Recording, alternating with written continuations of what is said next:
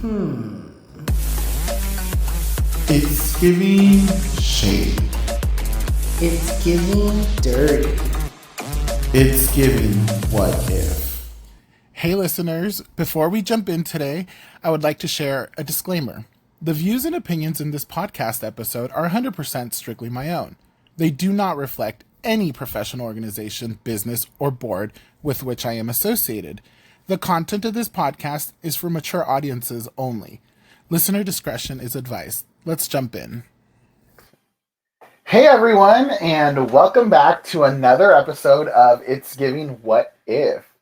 I'm the one, the only, Albz, and today I am joined by a very, very extra special guest. You may have seen him on a previous episode. You may have heard me talk about him in the past, and so here he is, the one and only Mr. J-Kub. Hi, babe. Welcome. Hi, thank you for having me back. How are you? I'm tired, but I'm good. This is my morning time, even though it is 4:30 in the afternoon. I work night shift, so this is an early appearance for me, but I would always make any appearance anytime for you, baby. Thank you, my love. So yes, he works nights, and literally I went in there like 15 minutes. I was like, hey, you ready to get up? And I felt so bad, but I'm so glad you're here. I'm excited to have you on. I have some extra special curveballs today. Let's just get into it real quick. What's been hella annoying to you the past week or just lately? Okay. I would have to say something that has been getting on my nerves, and I think everyone can relate, is people being held to a different standard than other people. Oh, okay.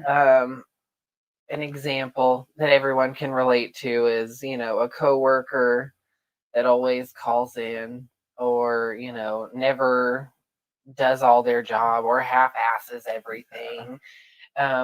And the person that calls in all the time can get away with it. Mm-hmm. But let's say someone else who never calls in, always goes above and beyond, if they ever try to call in or try to get away with half of the stuff that the other people do, it's the end of the world.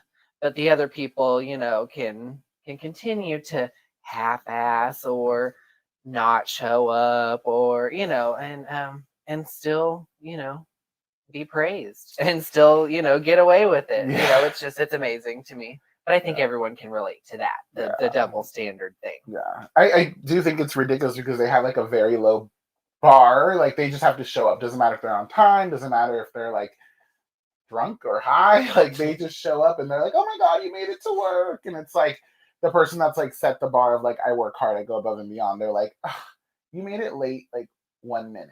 Well, it's like they expect it out of you all the time. Mm-hmm. So it's whatever bar you set for yourself, whether that's the I'm going to call in all the time or not show up all the time or have other people just do my job all the time. That's the accepted standard for you. So, maybe I just should not have set the bar so high. It's your fault for being so awesome. Like, now that's all that's expected. But that's the thing is like, and I think that's so true with so many things. Like I feel growing up, a lot of people would be like, oh, you're always so happy and you're so positive. And like, they never expected me to just like have a normal day where I didn't feel one extreme or the other. And really, it wasn't that I felt happy or positive all the time. It's just like, I'm not one to go out and be like, the world's falling and I'm sad and depressed. Like, no, but you set that bar and then people are like, that's all they get from you. Yes. One dimension, but we're multidimensional. And so I do think that it's pretty shitty, but I mean, what do we do? Do we set like shitty standards for ourselves so that people don't get mad or expect more? No, of course not. We just have to keep doing the best we can. And of course, it's just annoying sometimes, but we all have those little petty grievances, but I just got to keep doing the best I can. Listeners, you got to just keep doing the best you can. We can't expect everyone else to be as great as we all are. Because they're all shitty in comparison. Yes. So originally I had one thing in mind that I wanted to like bitch about, but like yesterday took the cake, and I'm sure you know what it is. I've been talking about it today to my family. And so I hate it super drives me insane and crazy, and it annoys the shit out of me when people take advantage of other people. Like when you steal or rob or hurt other people. And so, like, for me, what that means is like yesterday, we were hungry and, we obviously didn't want to drive. We were tired. We had a very busy day. And we decided to order some Postmates. Yeah, Postmates. And then, I paid extra so it could be there between 15 to 20 minutes. Then the timer just kept running longer and longer and longer and longer. 20 minutes turned to 35 to 45 to 50. And pretty much what happened was the first person who accepted our order fucking stole that shit. Like, they drove up to the restaurant, picked it up, must have canceled saying they weren't going to pick it up. Then the next driver tried to pick it up. There was no order to pick up because it had gone out. That person canceled. Third driver, same thing. And so I messaged I think the second driver was like, yo, where's our food? Like, we're hungry. And they said that the food was gone. So I was like, was it stolen? Like, what happened? And they said to contact the restaurant or Postmates. Got online. Postmates number was a fucking number that does not work, or it just rings busy. Which, again, for a big-ass company, you'd think they would have more than one line because I'm sure they operate in several states. There's probably way more than one person calling at a time. So we couldn't get through. The place we ordered from was a ghost kitchen, so they really don't have like a real business storefront. They are housed inside another business. So did some detective work, found out they were inside TGIF, called TGIF, confirmed that they stole our food, said that we had to take it up with Postmates. Told them couldn't get a hold of Postmates. And in the middle of that conversation, I think Postmates just decided to like decline the order and say that it was canceled and refund me. But the fact that we waited over an hour, we were hungry, we were ready to go to bed, was shitty. And like, why not just go do your fucking job, get the tip that you're going to get, because I paid a tip for that person, and then it'd be over. But no, they decided to just go and steal food from us. And it's like, why not go steal from someone that's rich? Obviously, we are not rich. We're not balling out of control. Like, don't steal from other people who are working for their things. Steal for the rich. So just sit back and throw money around. Throw money on strippers and booze and drugs and whatever, gag orders on other people. Those are the people that need to be stolen from, not us. So that was fucking annoying. And I hope that's never happened to any of you. But I did start seeing a lot of things online today, obviously, that were like more and more people that are driving for Uber and stuff are like fucking with people's food, like eating it. Like, there was a guy that just got fired because he was eating someone's food. And I'm like, you know what? Now that I think about it, like, what do these people do with our food? Like, they can really do anything they want, and we would never know. We trust them. Yeah. Well, that's why if you order from certain restaurants, I'm not going to mention any names, but they have like golden arches. A lot of times if you order from there, the bag will be sealed with stickers, several stickers sealing the bag closed. So you can see if someone has ripped the bag open or not. That is so true. That's clever of those. Like I said, not going to mention any names, but that golden arch place. Yes. Place inspired. Yes. Yeah. So, lesson of the day, maybe drive them, get your own food, or order from places that put sealed shit on your food. Yes. So, you know my favorite what if questions. You inspired that. Well, I think I've heard a few of your what if questions. Yes. Only like 2. Just a couple. Now I'm going to throw some other ones at you. Great. And I really thought hard on these because I wanted to make sure these were ones that you had never heard. Okay. Because online, like, you go in, it's like, what if? And it's like, what if? I don't know, like, very simple, straightforward. So I had to make these a little bit more complex. Are you ready? I think so. As ready as I can be. And listeners, you can write your answers down and send them in. We would like to hear them too. Love to. What if you discovered a sinister cult operating in your city, secretly controlling major aspects of society, and they were aware of your knowledge? And it's not the church, by the way. They already do that. Oh, okay. Well, my plan changed as soon as you said they were aware of my knowledge. If they were aware of my knowledge, I guess I probably would have to go into hiding because I'd be like afraid, but initially I thought my curiosity, I would want to know what they were doing. Like, what is this cult? How do they operate? Yeah. Who's the leader? Yeah. What kind of crazy rituals are they doing at night? I would just want to know, Yeah. know. So I would try to like probably infiltrate, Ooh. and do that. But if they already knew, I couldn't easily infiltrate. They know that you know, not that you're not with them, possibly. Right. So I'm saying maybe I could just be like, oh, I'm on your side, maybe, but hopefully they're not like, I don't know. Hopefully they aren't after me, I guess, is what I'm saying. Like in a bad way, Yeah. You could be like, hire me for money and I'll do what you want. Sure. Yeah. Yeah. Or, if they didn't know, I probably would try to get in and get like in the high ranks. Yeah. You know. That'd be awesome. I could Yeah. see that. But you're very convincing, so I think that they'd be like, yes, sir, we would do whatever you want. Little old me. It's the blue eyes. You just bat them at them. All right, good one. Second one.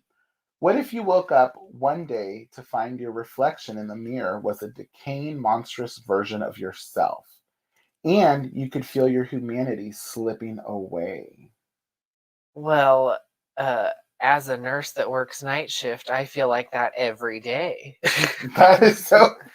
Minus the mirror, you don't care. I wake up in my morning time, and I'm like, God, I look like someone hit me in the face with a shovel and left me for dead. No, I'm just kidding. He looks so hot when he goes to work. I always like open one eye and I'm like, cutie, good night.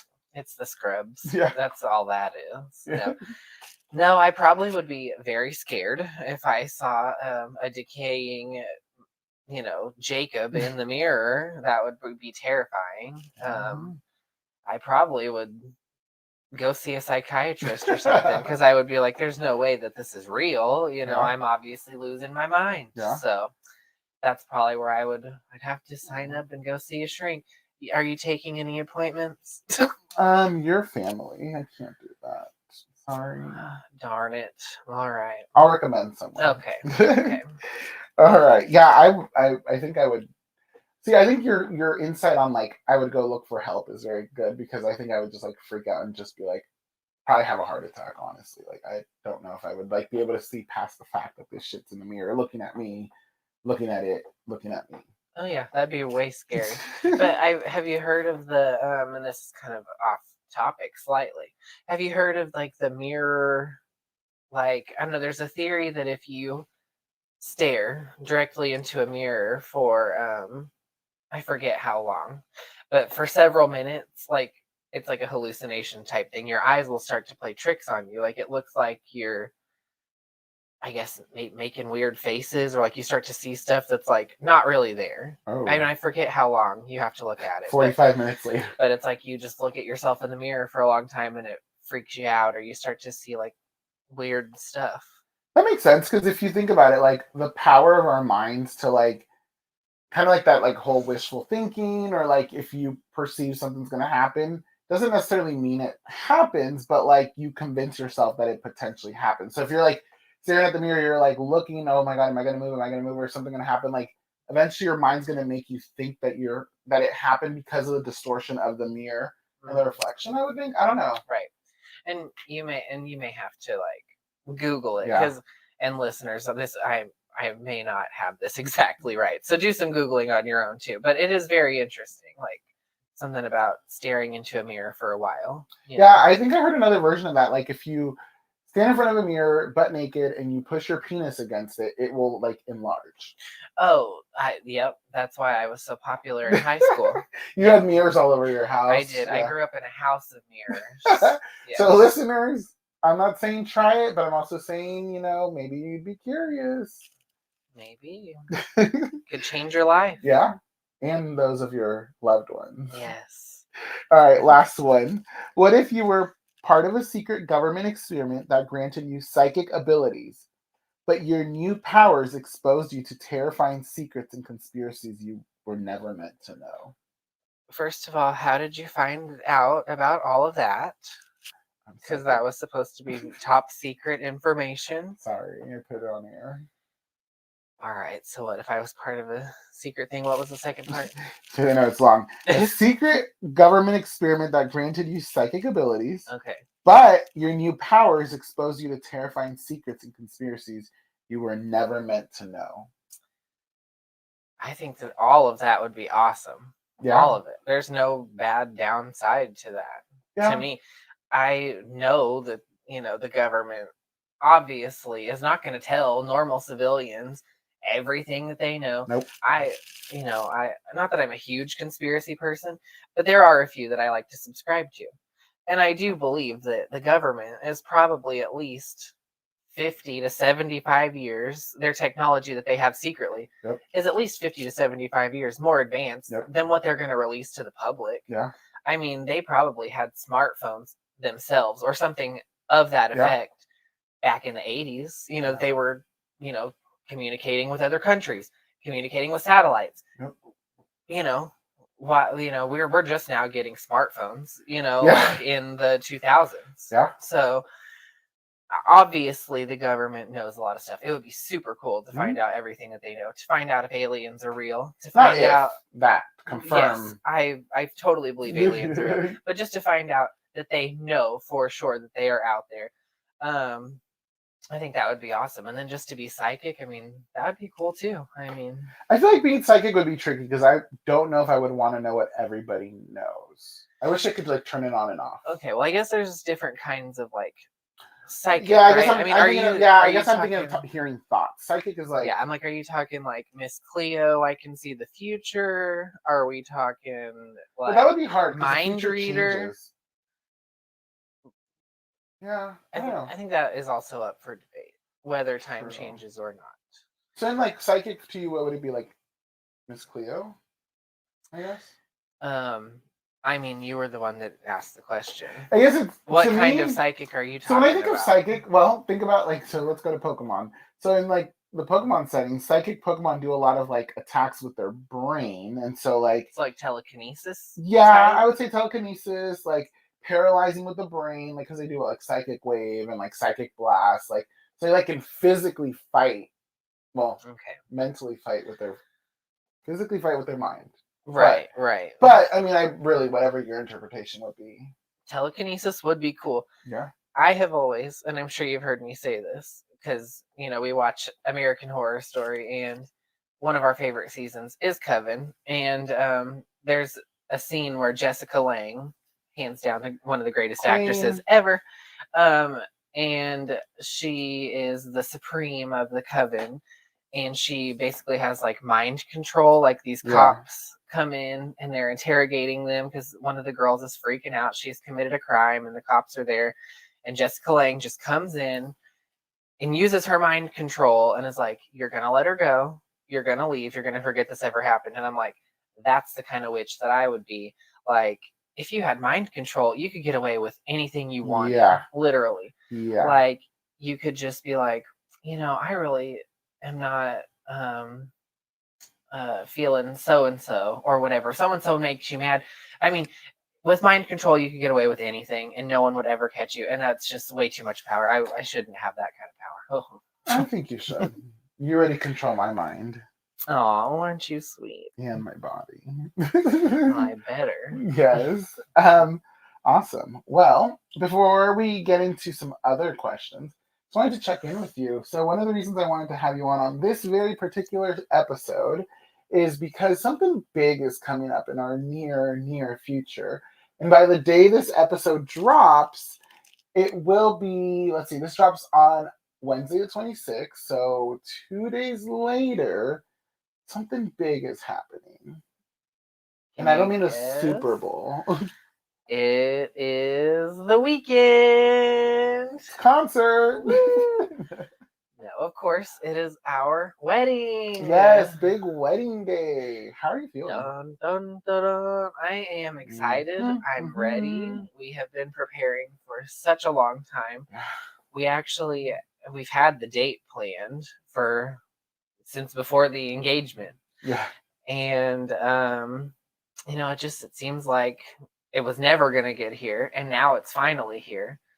Like I said, we booked the venue over a year ago, but I remember before I had proposed, I think you were getting impatient with me because you kept being like, well, I guess, I should book a venue, but I'm not going to, and we haven't made it official yet. And I was like, look, we've had the rings. for a while, for months. We'd had the rings for months. Yes. We had already planned what day we were going to get married. So I was like, Albert, I have a plan. I know how I'm going to propose to you. I can totally abandon that plan if you would like. So that way we can just go ahead and start planning. But I said, we're going to get married. We're going to get engaged. Let's go ahead and book a venue now. So that way, because everything's going to book up in October. Yes. And so I'm really glad that we went ahead and did that, because there's no way we could have had the day that we planned. We'd had this day planned forever. And so there's no way we could have had that day had we not started looking as early as we did. I know. So thank goodness we booked the venue of our dreams. Yes. And then a few weeks later, I did propose, hopefully in the way of his dreams. So I will say 2 things to that. Yes, I was not doubting you or getting impatient. I will quote Becky G on one of her songs. Mama didn't raise no pendeja. What I mean, for those of you that don't understand Spanish, Mama didn't raise no bitch or no dumbass. No dumbass, let's say that. But what I mean is like, you don't count your eggs before they hatch. Like, that's just like a rule in life. I knew this was here forever, but like, I just like was like, what if I'm just like jumping? If? Yeah. What if What I'm jumping like if? 10 steps ahead? Like, let's like, but I get it. I mean, obviously, like, we would have not booked it if I really doubted. And like, I think we secretly kind of knew since the beginning that this is really where we already put all our eggs in the basket, and I just think sometimes like that's just one of those things, like, it's scary because it is a big move. And so I, just going through emotions and everything was just like really awesome to be able to just like, wow, this happened. And like, this is what we're working towards. And not that like our relationship, we weren't working towards anything. It's just like, I think like a lot of things, like there's fear that things could fall apart any moment. And I wasn't really worried about this falling apart. It's just like, there's so many other factors in the world that's like, gay marriage could have been like taken away, and like, so we really fortunately were able to get the venue we wanted, get the day we wanted, and do it the way we wanted, and I'm thankful and I love you for that. And yes, the proposal was everything that I dreamed of. I couldn't even imagine the proposal going the way I wanted. Like, I never thought about like, oh, I would want someone to do this. Like, sure, I've seen like flash mobs and like, oh, that's cute, but let me tell you, like, this was literally just like perfect. As y'all can tell, we're both wearing Ghostface because we love Ghostface. We have tattoos of, I don't know, it's my ashy elbow. Ghostface tattoos. Yeah. It's our life, and you really did a great job of incorporating Ghostface as a proposal. I won't give too much details away just because if you want to know the story, we actually shared it on Creepy Chisme with Lore, another podcast. Go check out her Creeptober episode with us on it. It was last week, and I think it's called Haunts and I Do's. Something like that. Yes, go check Lore out with Creepy Chismes. She is our homie from Chicago. Love her, such a sweetheart. Great podcast. She's great. Yeah, she's just. I can't wait to travel up to Chicago and hang out with her. Like, we're definitely gonna do that. I know. She's gonna show us all the creepy places in Chicago. I can't wait. Yes, with all the cheese. Yes. But yes, our proposal story is on there, but just like a snippet. J-Kub caught me off guard. Ghostface appeared. I thought I was gonna die. And then Ghostface had a sign, got on his knees, and pulled out a ring. And then I was like, what the fuck is going on? Is this what? And obviously I knew in that moment that had to be J-Kub. Hopefully no ex-fucker came out of the woods and was like, or else I'd have had to, really go Ghostface on them. And I would be Ghostface's partner and just like stab with him. And that could probably turn into a movie that adults watch later. But you are you're very hard to surprise.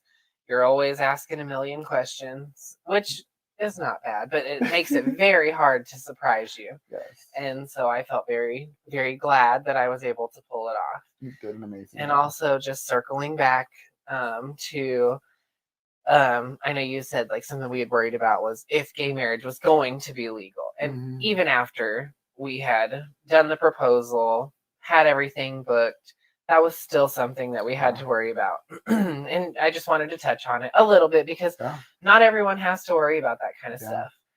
And I know that a lot of listeners probably do have to worry about that kind of stuff. Yes. And there's just something about sitting in front of the television, trying to watch a Supreme Court decision come in to see if you are still going to be able to have the same rights as everyone else, really just kind of puts everything into perspective. Like, we're here trying to celebrate our love, here trying to just be a normal couple like everyone else. And that's sad that we have to sit there and watch television to see if we are going to be able to still legally have the same rights, still be able to get married just like everyone else. Thank goodness the Supreme Court did not overturn anything this year. And thank goodness, even if the Supreme Court would have overturned anything this year, that we have elected people that passed the Respect for Marriage Act. So that way, even if the Supreme Court would have overturned same-sex marriage, we could have gone to another state that recognized it, because we live in Oklahoma. And of course, if, there's a lot of trigger laws. And so if the Supreme Court were ever to overturn same-sex marriage, those trigger laws would go into effect in our state, and we would no longer have the right to get married here. But thanks to the Respect for Marriage Act, we could go to another state like Colorado, California, where same-sex marriage is legal. Yes. We would get married there and then come back to our state, and our state would have to recognize our marriage because of the Respect for Marriage Act. There's still a lot of work to do. Please register to vote. Please get your friends registered to vote. It is so, so important that we get the right people in office, because literally the people that we are putting in office, the legislation they put forward, the bills that they are passing, affect our lives, affect our friends' lives, our families' lives. And if you love and care about these people, we have to get the right people elected, because it does affect our lives and your loved ones' lives. So I just had to get that out there. I know that was kind of a serious, I'm not trying to put a downer on things, but it is so, so, so important. Listeners, get involved, get your families involved. It really does matter, and we can make a difference. Yeah. So I just want to add to that, like, that is such a very strong and honest statement. I mean, I do think that, like, for a lot of people that are not in the situation we're in, they don't have to worry about that and may think, oh, it doesn't affect me directly. But it does. If you love your friends, if you have kids, if you have neighbors that you love or care that can potentially lose the right to marry the person they love, it affects you. And so you should vote the way that supports those people you love if you truly love them. If you don't love them and you're being fake about it, then just fucking don't lie. Just to say I don't support you, and then don't be in their life, because people don't need, we don't need people in our lives that are fake about loving us genuinely. Because if you're my friend and I love you, I'm going to support causes and politicians who support you as well. I am not going to go support a politician or a law that will purposely target someone I love. People with people who have disabilities, people of color, women. Like, you're not going to catch me voting against that, because those people that I love are part of those groups, and I want the best for them too. Not just because I'm looking out for me, but I'm looking out for my community, and that's how people should be. And honestly, at the end of the day, like, as a parent, if you have a child that's gay and a child that's not, like, look at how that law benefits one child and fucks your other child up. Like, that is bullshit, that one child has more privilege than your other child, or more rights, like basic human rights. So please. And, or also, sorry, going off on a tangent, but also don't spend your, like, if you are an ally, don't give your money to places like Chick-fil-A, Hobby Lobby. Those are actively donating money against our cause. You may be like, oh, but it's so good, or oh, they have such cute little decorations. That does not matter. That is, just spitting in the face of your allies, because they constantly donate to these campaigns against our rights, trying to gerrymander the system against us. And it's just giving those people more power, more dollars to donate to politicians to keep, voting in their favor, passing legislation in their favor. It really does matter. And, if I had a friend that was like, J-Kub such and such business discriminates against my community, even though it doesn't affect me directly, I love my friends and I would take what they say seriously. And I probably would think twice about giving that place my money. Yeah. So just something to think about. I know everyone's like, oh, but Chick-fil-A is so good. Fuck that. They're not even that good. They have actively campaigned against our community for years. For years. They've donated to other countries just to pass appalling things. And do some research. It's disgusting. Do not give your money to places like Hobby Lobby, Chick-fil-A. Register to vote and vote for the right people. So that's my soapbox. And I endorse J-Kub Foster, actually soon to be J-Kub Rios Foster, for president 2024. Oh, fuck that. Okay, let's give him like 4 more years then. What's 4 more? 2028. No, but I would love to work on a campaign and help the right person get elected. Yeah. So. I'll write it in. I love you, babe.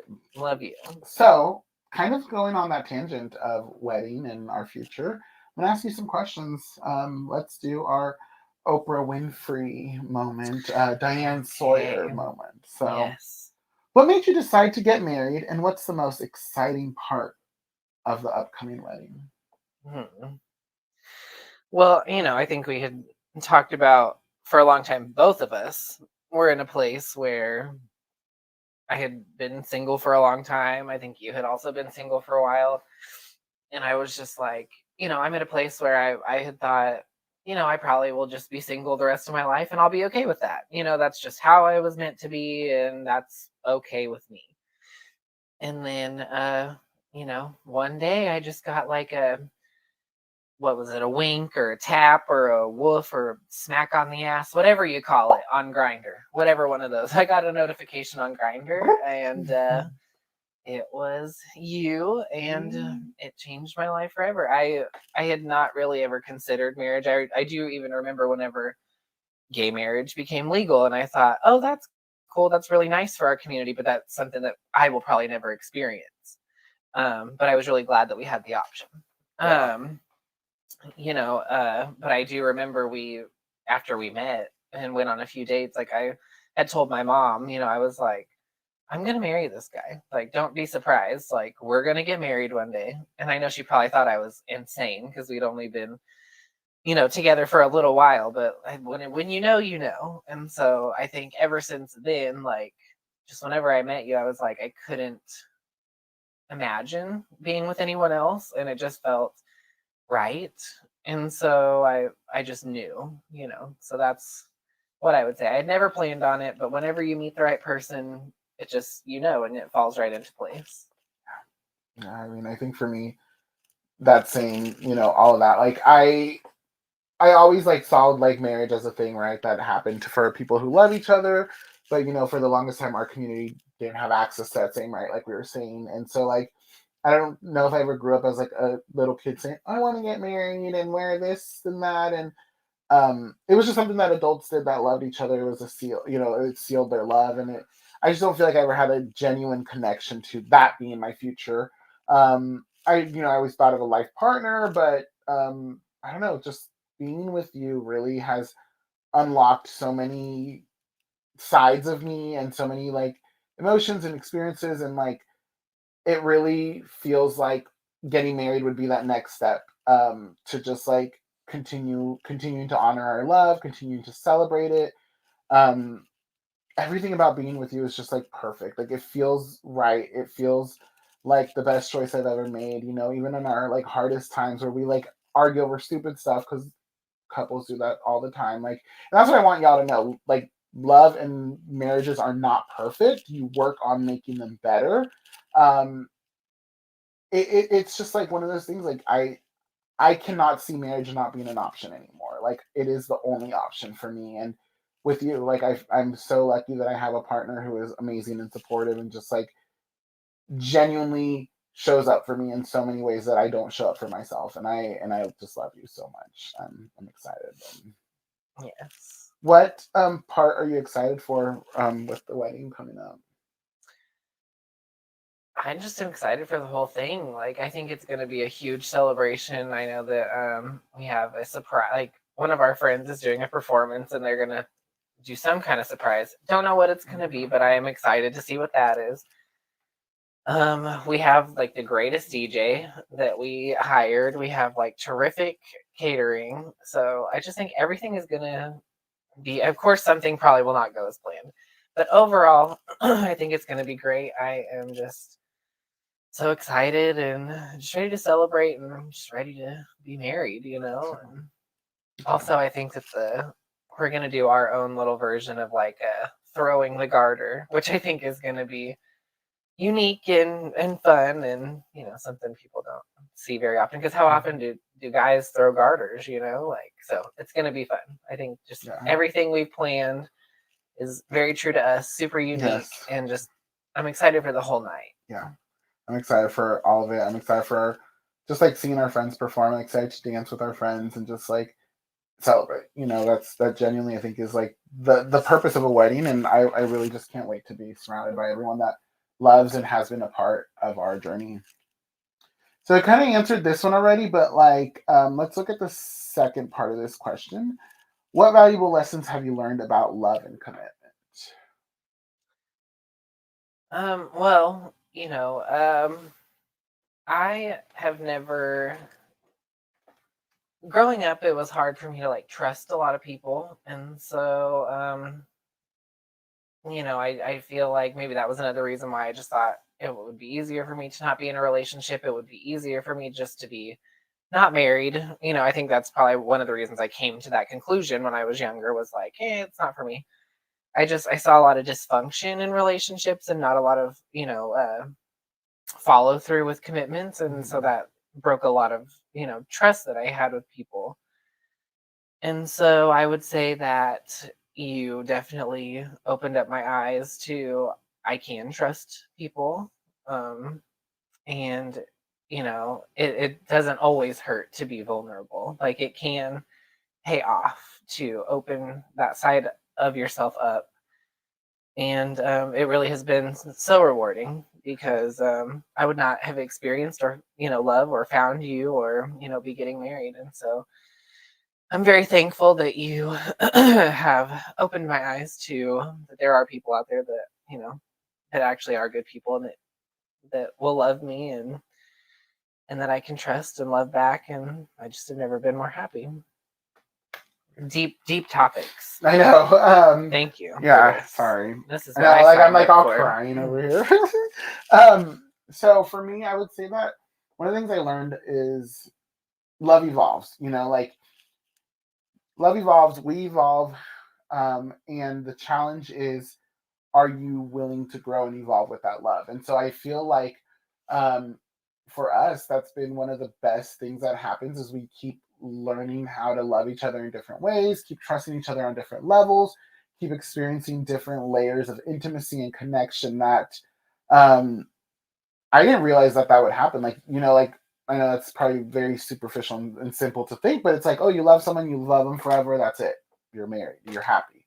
But love is an evolution. We're all evolving, and it's about like, hey, I want to grow with this person. I want to experience these things. And so challenging yourself to continue to give your partner the same energy and attention, because I think a lot of people, what happen is like they put so much energy in the forefront of trying to get the person, trying to court them. They're together and they're like, oh well, we've been together, we're roommates now, and so like they don't put love or energy or like show up. You know, like even till this day, like 4 years later, you know, J-Kub will come in and like be like, look, or just surprise me with like the cutest, most random thing ever that I just love. And it's like, he didn't have to do that. It wasn't something that like I may have said I wanted, but like he saw something that he knew was going to genuinely bring me joy, and that's how he shows love. You know, like it's those different ways of putting in the energy and effort. Him again getting up today to be here to be on this because he knew it meant a lot to me. He's trying to show up and support me in whatever way he can, and that's what you do for each other, is making sure that you do that for one another. Yes, supporting is very important. And also, like, I know there are ups and downs in relationships. We haven't had too many downs, honestly, thank goodness. Yeah. Super important to communicate. But I always tell him, even if we do have arguments, and especially in the beginning of our relationship, you know, if we would have a disagreement or a little lover spat or quarrel or whatever you want to call it, I would say, he'd be like, are you going to leave me now? And I would say, you know, no, just because we have a fight or a disagreement, that doesn't mean I don't love you anymore. That doesn't mean I'm going to leave you. I still love you and I still, I want to work it out with you. Like, we can have a disagreement, we can have, a fight, as long as we are both willing to, like, okay, we're upset. Let's go our own ways for a minute, like cool off for an hour. We'll come back and talk. Like, that doesn't mean just because we had a fight, we're going to break up. And I had to reiterate that several times. Like, I'm not leaving you. We had a fight and we'll talk about it later. Right. That's important. Let yourself and your partner give yourself some space, cool down, come back and talk. Yeah. That's a key. Communication is key. Period. Love that. How do you see your wedding reflecting our personalities and values as a couple? Well, we are getting married in a Catholic church, a very traditional religious ceremony. That must be the other dude. I don't know who that's reflecting. No, obviously it's going to be dark and gothic, like our black souls. So, no, I'm very excited. It's we're very Halloween type people. Not that it's like a Halloween themed wedding, but very dark gothic-y type. I mean, anyone that knows us knows that we love this time of year. We love spooky stuff. We love anything dark and mysterious. And so, of course, we were like, that's going to be what our wedding is. I mean, it's, the weekend before Halloween. What a perfect time. Like, it just totally speaks to who we are. Right. And I think the thing for us is, like, we're both spooky bitches at heart. And so, like, all those, like, dark elements really are reflected in that. Our colors are just our vibe we're going for, And I do think that we are very non-traditional. And so a lot of what we're doing at our wedding is non-traditional. We're trying to create our own path, our own lane. And a lot of what we've done as a couple and as individuals and as just like horror lovers is that creating that own, like, our own lane. So I'm super excited for that. All right. Can you discuss the psychological aspects of horror that draw you in and inspire your work? Inspire my work. You must mean like some of the short stories I guess I wrote. Yeah. I don't like work. Or life. I just love I like movies that make you be like, what the fuck was this person thinking? One of the movies that really messed with me for a long time was Tusk. I know you've heard me talk about it a lot. And sorry, the overall concept of Tusk is ridiculous, turning someone into a walrus. But it's just the whole idea, like, just knowing that someone probably has done something that fucked up in their life and that something like that in the history of the world has probably happened really just messes with me, like, I don't know. People do some messed up stuff out there. It's like the real psychological thrillers, I think, are what get me. Yeah. It just perplexes me. Yeah, for me, I would say, like, I love, like, really getting behind, like, the villain, like, understanding where they're coming from, what led them to be so, like, dark and, like, to be in so much pain. Think about just, like, the Scream killers, like, even, like, now in the latest one, like, the way that the level of violence that they're, like, they're committing is insane. Like, it's, I was telling you the other day that, like, I was watching the newest one, and in one scene, like, he just, like, guts, like, the girl and, like, twists the knife and just, like, really trying to understand, like, how can a human being get to this point where, like, a person is just, like, a flesh or just, like, something to stab. And so, like, really just kind of getting behind that and trying to understand, like, where did this person go wrong, especially with the work I do. It makes me wonder, like, did this person not have anybody to talk to, anybody to support them to work through these, like, pains? I don't think your average person just goes and slays everybody, like, there's reasons it happens, and there's, imbalances in the brain, but it's like, how does one get to that point, And so I'm really inspired by that. And I think when I do write horror, I am inspired by the elements of being queer and like the parallels with horror and how like that fear, that like feeling of isolation and loneliness and just like brokenness can really be mirrored in like a killer and a queer person as well. Except we don't all just go killing people.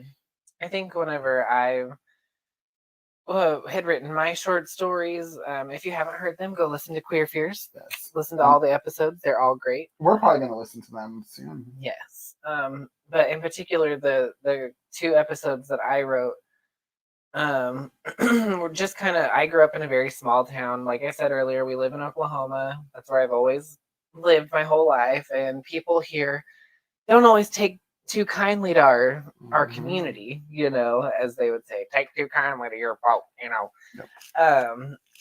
So a lot of the elements, excuse me, a lot of the elements in my horror were just things that I was afraid of growing up, like, you know, people being mean to me or potentially hurting me or my friends because we were gay or because we were different. Or, you know, another story has to do with a lot of religious aspects. And, you know, I did suffer some religious trauma growing up. And so, you know, I a lot of the horror elements are like things that may not necessarily be like super relevant or scary, like in a straight setting, but, you know, like a religious person trying to, you know, force you into being straight. That's pretty scary. I don't know. I try to play with a lot of like the things that are scary to like specifically like that I could relate to in my life. Right. Real life horror. Yeah. I mean, that's scary. Talking about, I meant to ask you this and I'm just going to bring it up now. Have you seen the trailer for the new Strangers? No. It looks so fucking good. Like super twisted. I can't even remember who's in it, but it looks amazing. We'll have to watch it after this. Yeah. And last question. How do you envision your love for horror and your creative pursuits continuing to evolve?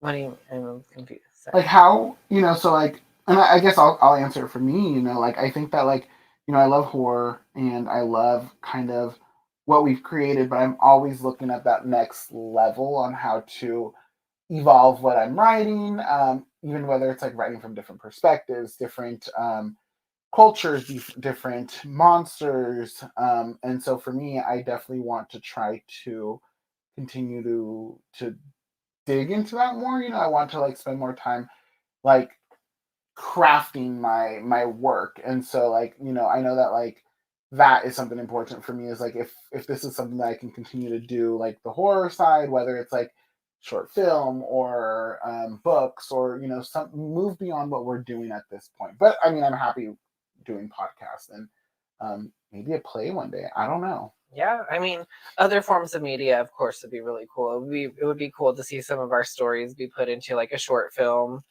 or a web series or whatever.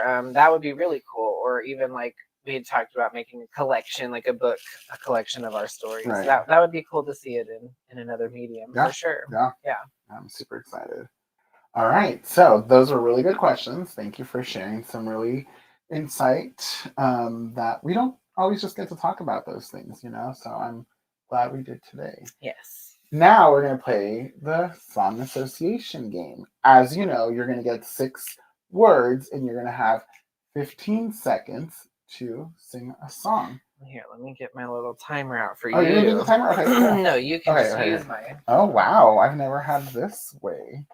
So we'll do stopwatch. Okay. Yes. All right. So, first word is shake. 15 seconds for shake. Go. Shake it like a salt shaker. Shake it like a salt shaker. Yeah, Salt Shaker by the Yin Yang Twins. Perfect. Look at you. You're on top of it already. Next word is wild. 15 seconds for wild. Go. Wild. That's all I know of it, but it's Alessia Cara and Troye Sivan. I think. Yeah, I was like Troye Sivan, right? Yeah. Okay. No. Yeah. You know what I was thinking? Yeah. You know, I think it's his song though, right? And she's on the remix, I think. Maybe. I just know it has both of them in there. Yeah. Good job. That's an old Troye Sivan song. It is. I was thinking, wow, thing. Let's do it. You make my heart sing. I was thinking that the tone lock version. Sorry, but yeah, there's a couple wild things. Who's the one I'm singing? Groovy. Yeah, I don't know who sings that one, but I do know what you're talking about. Yes, I just know that. Wild thing, you make my heart sing. All right, third one is magic. 15 seconds for magic. Go. Oh, it's magic. Oh, it's magic when I'm with you. That is Magic by the Cars. It's an 80s song. I know you do not know what it is. I'm sorry. That went over my head. I'm actually an 80-year-old person trapped in a 30-year-old. That's why I'm in love with him. Yes. Old people can remove their dentures. That's true. That's why he keeps me around. Gummy May. All right. The fourth one, you got three out of 6, so you're 50%. Fourth one is stars. 15 seconds for stars. Go. We could be superstars. Is it Becky G? We could be superstars, you and I. It's a song. I don't know it, but Google it right now. No. I gotta know now. I feel like it's a Becky G one. We could be superstars. Is it the one with the World Cup with her with Pitbull? No, I feel like it has Becky G. What? Listener, have you heard this song? If you've heard this song, be stars. Becky G, Pitbull, Superstar. The World Cup, right? Sure. I actually don't know that Becky G song, but I've seen it. So, good job. And maybe it's a different song I'm thinking of. If you know, listener, message us. Let us know what song I'm thinking of. I'll give them a We bonus could be point. superstars, you and I. We can all be superstars. Maybe it's sounding better. I think so. I don't know. 4 out of 6. Next one is feel. 15 seconds for feel. Go.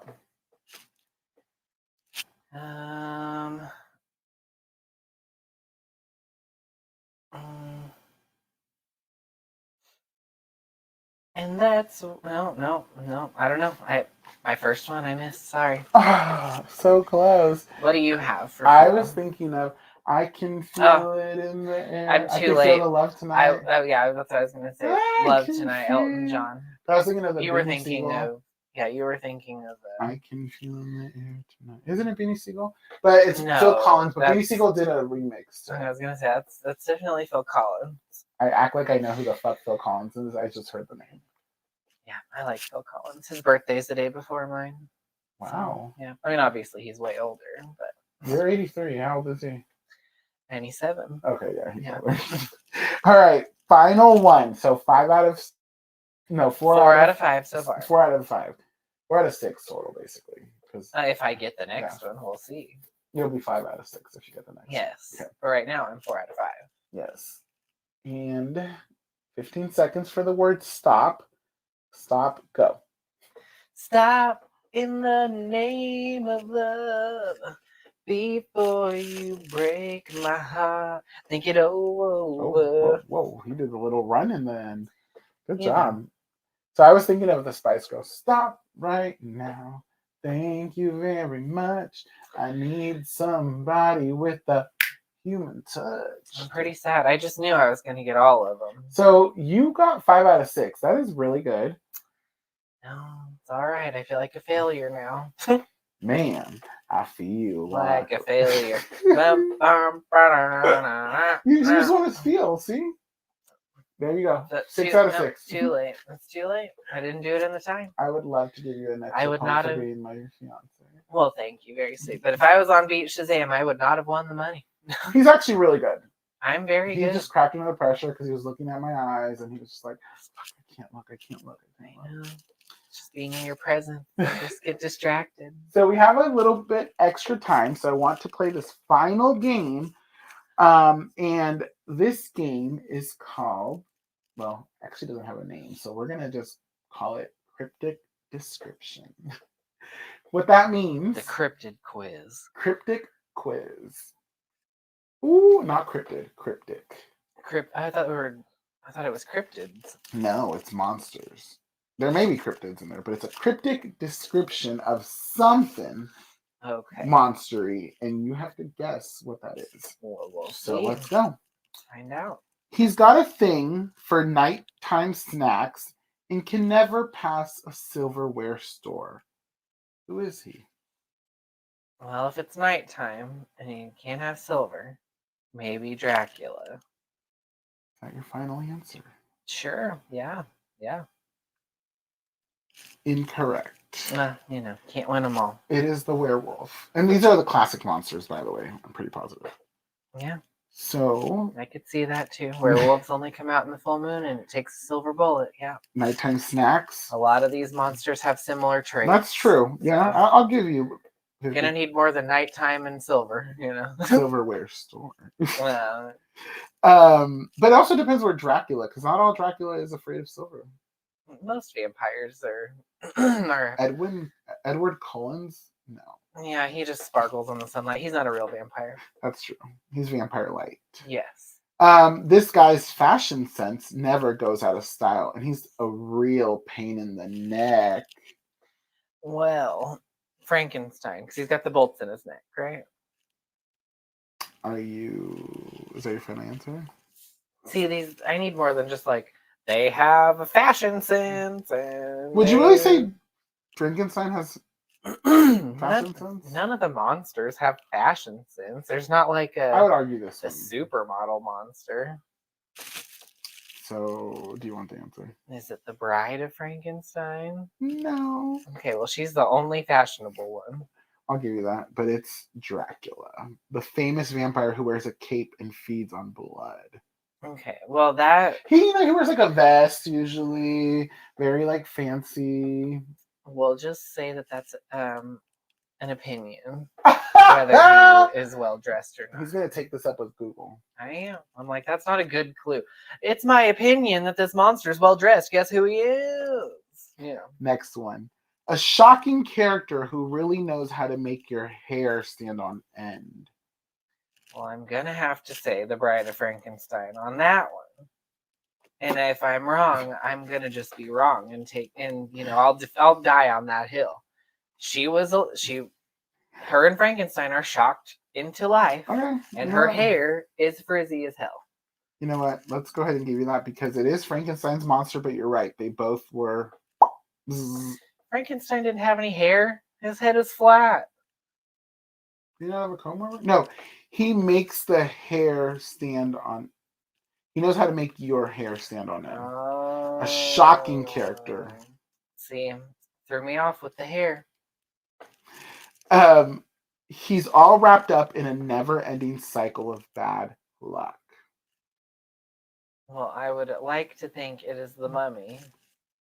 Ding, ding, ding, ding, ding! The undead creature wrapped in bandages. All right. This underwater nightmare is every beachgoer's worst fear. Well, also one of my favorites. Hopefully I don't get this one wrong. The creature from the Black Lagoon.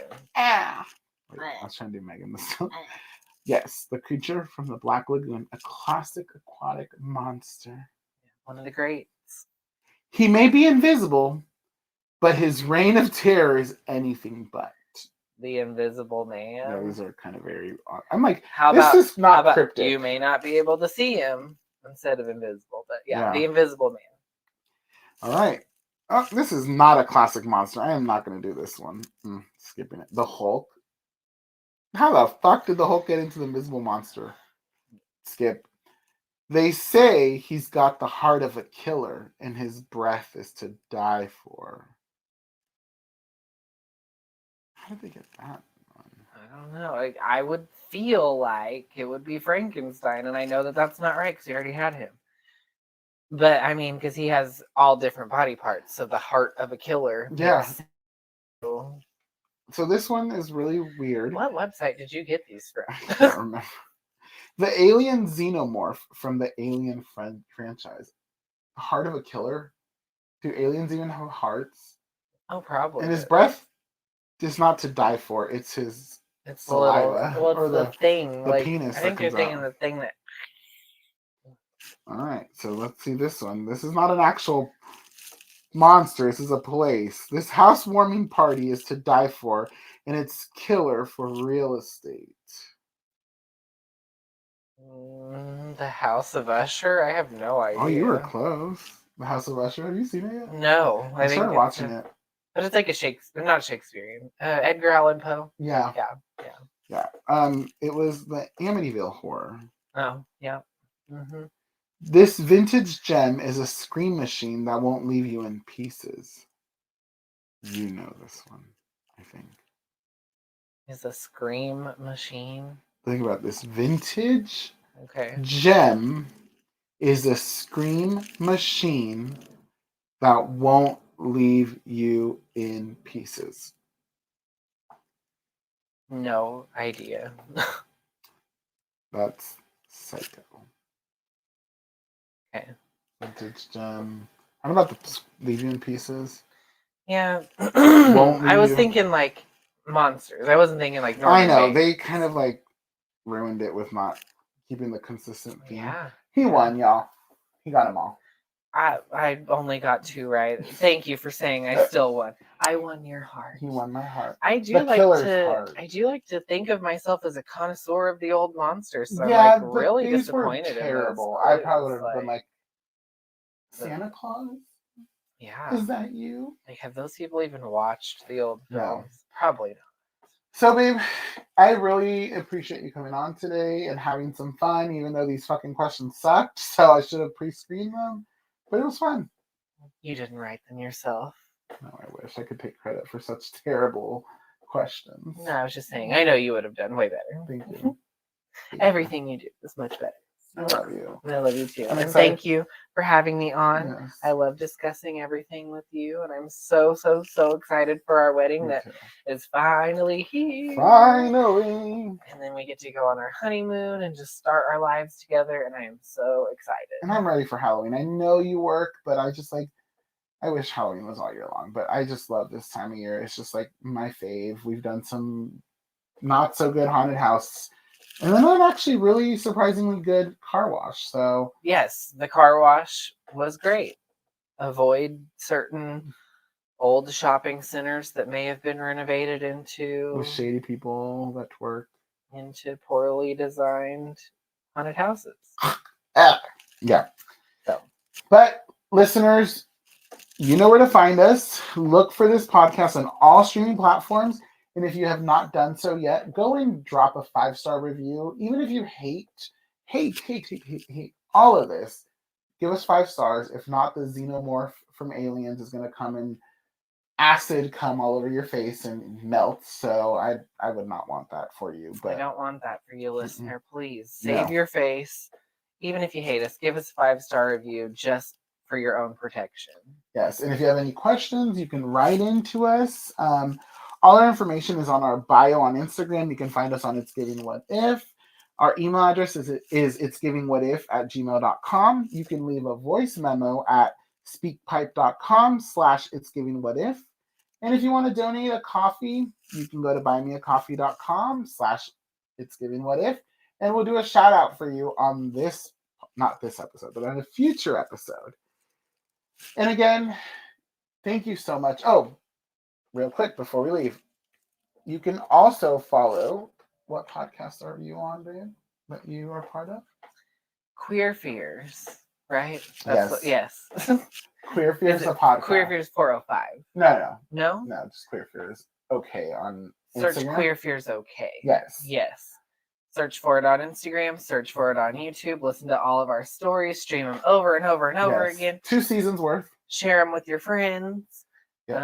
And on the wedding day, we actually have a gem that's dropping for y'all on Queer Fears. It is our Campfire Stories, which is actually a short film on YouTube. A little short, tiny film.